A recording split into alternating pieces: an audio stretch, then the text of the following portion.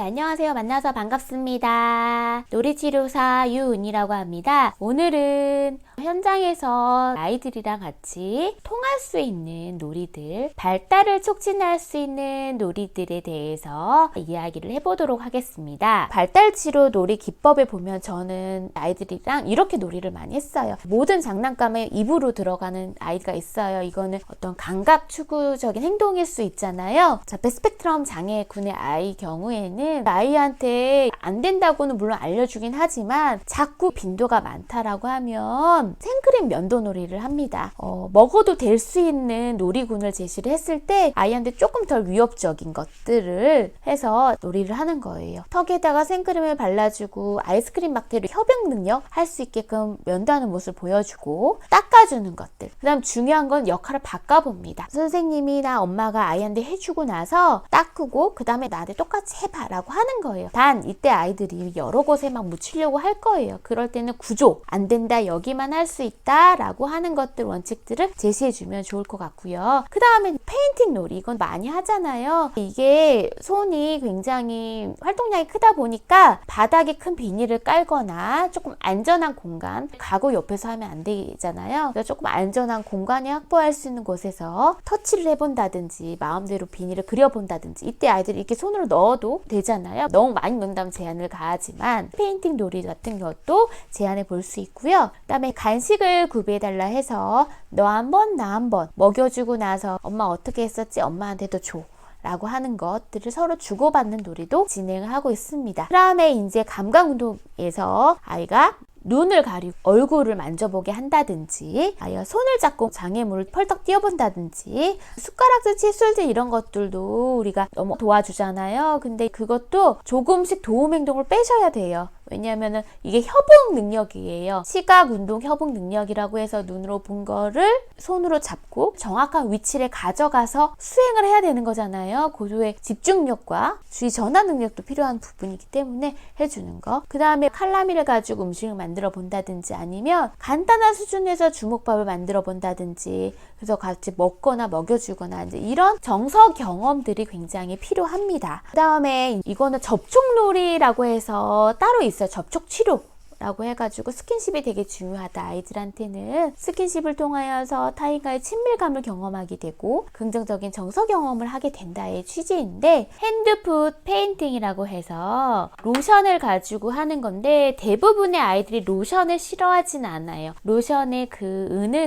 은은한 향기가 좋고, 목욕하고 나서 항상 로션을 발라주잖아요. 그래서 그 느낌이 좋아서 아이들이 로션 놀이를 하게 되면 너무 많은 로션을 하려고 하거나, 또 개 중에는 그걸 또 입에 넣으려고 하는 아이들도 있을 수 있습니다. 입에 넣으려고 한다면은 구조화하는 것, 너무 많이 하는 걸 한다면 적절히 몇 번만 해야 될지도 구조화 들을 잊지 마셨으면 좋겠고요. 대부분의 아이들 베이비 로션이 비슷한데 색깔이 조금 약간 분홍빛이 나거나 하얀 색깔빛이 나거나 하는 로션이 있을 거예요. 저는 가급적이면 조금은 다르지만 아이들이 좋아할 만한 베이비 로션 같은 거를 구비를 해서 로션 그림을 그려주는 거예요. 손 등에다가 해주기도 하고요. 손 바닥에다 해주기도 하고요. 보통 촉감을 느끼기에는 손 등이 더 좋을 거예요.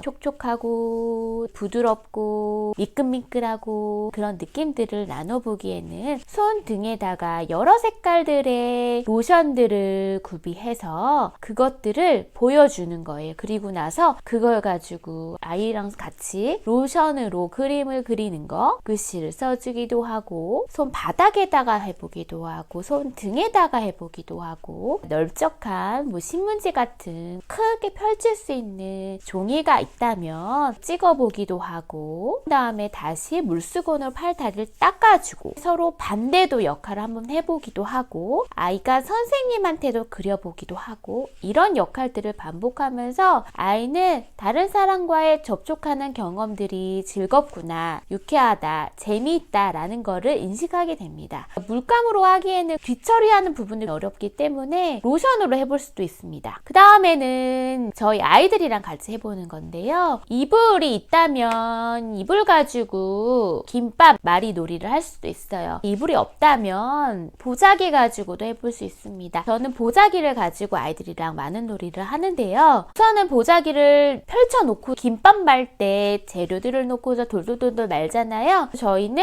세 줄을 만듭니다. 왜 세 줄을 만들까요? 남자 이제 3명이기 때문에. 그래서 세 줄 뚜루룩 해놓고 나서 부드러운 터치감을 느낄 수 있는 작은 쿠션이나 인형을 가지고 팔 다리를 찾아서 터치한 다음에 만져주거나 아니면 자르는 신용을 하거나 뭔가 간지럼을 피거나 그러니까 그런 놀이를 해볼 수 있습니다. 그래서 아이가 연령이 크면 굉장히 하기가 어려워요. 키가 크기 때문에. 근데 보통은 발달 놀이 치료하는 아이들 경우에는 취약전 아이들이 많기 때문에 굉장히 아이들이 좋아합니다. 간지럼을 피우거나 조물조물 해주면 좋아하는 것 같아요. 그 다음에는 또 보자기를 가지고 썰매 타기 놀이를 해볼 수 있습니다. 이때는 너무 무게중심 뒤로 가긴 하기보다 아이가 최대한 머리가 콩 하지 않도록 앉아있는 상태에서 앞에서 끌면 아이가 뒤로 쏠리기 때문에 그렇게는 하지 마시고요. 아이가 같은 방향으로 아이가 뒤로 앉아있으면 뒤쪽으로 끄는 형태로 해서 질질질 끌어주는 놀이를 진행할 수도 있습니다. 남자 아이들이 굉장히 또 좋아하는데요. 우리가 해주기에는 굉장히 에너지가 많이 딸린 놀이입니다. 보자기 그네 놀이라고 해서요. 흔들흔들 요람처럼 하는 거예요. 이거 하는 이유는 즐겁고 편안하고 재미있는 상황들을 연출하기 위해서 해볼 수도 있습니다. 같이 좋아하는 노래도 불러도 되고 흥얼흥얼 거려도 돼서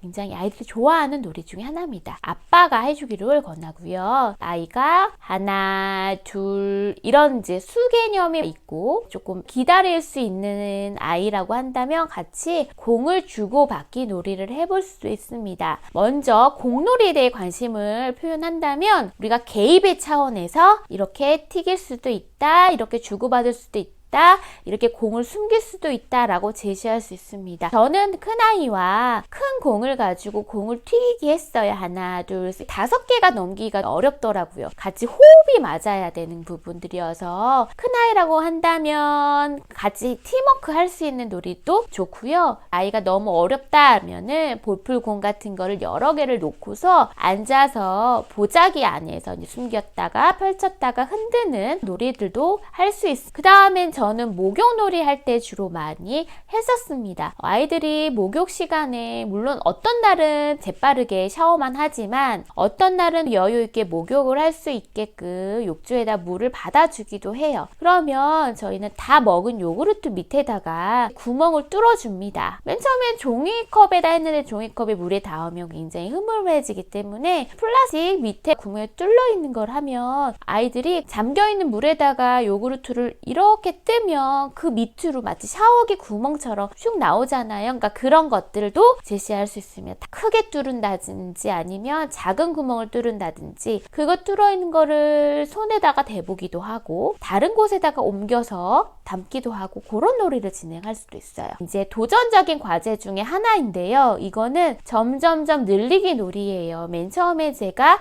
3가지 블럭을 주시기도 했어요. 이게 블럭이야. 이렇게 잡아 너 하나 너 하나 갖고 있는 것부터가 도전적인 과제가 될 수 있는데 이 과제를 연습하다 보면 어느 순간 아이가 익숙한 놀이인 그거를 꺼내와요. 그러면 그거는 도전적인 과제가 아니라 개입의 과제, 개입의 차원으로 이거를 붙여봐. 다리 형태로라도 붙이는 거. 양 옆에 오른쪽 왼쪽 위에 거 이렇게 하면 처음에는 3가지 했지만 그 다음에 점점 늘려서 5가지, 8가지, 15가지의 것들을 먼저 보여주는 겁니다. 보여주고 나서 따라 해보게끔 하는 거. 만약에 아이가 따라 하지 않는다 라고 하면 엄마가 이렇게 했어. 다시 풀쳐준 다음에 다시 아이랑 같이 아이 손을 잡고 해주셔야 됩니다. 그래서 점점 난이도를 높아지는 형태로 하거나 가지수를 점점 늘리거나 다양한 형태의 군을 제시하거나 다양하게 구비를 해둘 수 있습니다. 이제 가위질 놀이입니다. 처음에는 안전가위부터 사용해가지고 가위질 해보는 건데 그 협응 능력이 떨어지는 아이들은 생각보다 가위질 하는 게 쉽지가 않아요. 그리고 거꾸로 하기도 해요. 저희 아이도 거꾸로 했었어요. 그치? 한 손 한 손에 넣어서 이렇게 맞물리는 거다 라고 하는 건데 어려우면 집게 같은 거 있잖아요. 날카롭지 않은 집게 가지고 아이들이 이렇게 잡았다 폈다, 힘을 줬다 안 줬다, 집게로 집었다 빼놨다 해주시면은 아이가 숙달감을 얻을 수 있을 것 같습니다. 색종이 옆에 모서리부터 이제 자르는 거, 가장 단순한 형태로 자를 수 있는 거 부터 목표를 잡아야 됩니다. 대응놀이라고 짝꿍을 찾는 거예요. 아이가 자동차를 만약에 좋아했으면 이거랑 똑같은 건 짝꿍은 누가 있을까? 짝꿍 짝꿍 내 짝꿍 해가지고 개사해서 노래를 불러주거나 비슷한 형태를 갖고 오거나 아니면 바퀴가 달린 거 갖고 오거나 우선 알려주는 거예요. 그래서 저는 우선은 비슷한 거, 뭐 무엇이 똑같을까? 이런 노래를 불러가면서 똑같은 형태의 것들을 찾아옵니다. 그 다음에 좀 더 어려운 단계는 똑같은 형태의 컵을 2개 갖고 오라고 하고요. 작은 뭐 공깃돌이나 바둑돌이나 작은 공 같은 것도 구비해서 한 개 넣어서 1대1 대응 하는 연습도 키워줍니다.